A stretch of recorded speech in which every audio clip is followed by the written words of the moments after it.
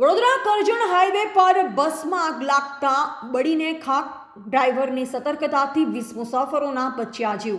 આજે વહેલી સવારે મુસાફરો ભરેલી લક્ઝરી બસ પુણેથી અમદાવાદ જવા નીકળી હતી। કરજણ ફાયર બ્રિગેડે બસ પર પાણીનો મારો ચલાવી આગ કાબૂમાં લીધી। બસમાંથી ધુમાડો નીકળતા જ બસ ચાલક બસને રોડની બાજુમાં પાર્ક કરી દીધી।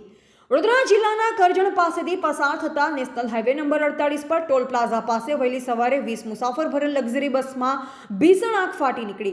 લક્ઝરી બસના ચાલકની સમય સૂચકતાથી પુણેથી અમદાવાદ જતી બસના મુસાફરોનો આબાદ બચાવ થયો હતો। જોકે કાગળની જેમ ભળભળ સળગી આખી બસ ખાક થઈ ગઈ હતી। નોંધનીય બાબત તો એ છે કે હાઈવે ઉપરથી પસાર થઈ રહેલ વાહન ચાલકો સળગી રહેલી બસની બાજુમાંથી પોતાના વાહનો પસાર કરી જીવ જોખમમાં મૂક્યો હતો।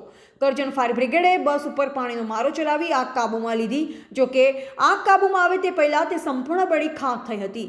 વડોદરા જિલ્લાના કરજણ નેશનલ હાઈવે નંબર 48 ઉપર ટોલ નાકા પાસે વહેલી સવારે પુણેથી મુસાફરો લઈ અમદાવાદ તરફ જઈ રહેલી લક્ઝરી બસમાં આગ ફાટી નીકળી હતી। બસમાંથી ધુમાડો નીકળવાની શરૂઆત થતાં જ બસ ચાલકે બસને રોડની બાજુમાં લઈ જઈ પાર્ક કરી દીધી હતી।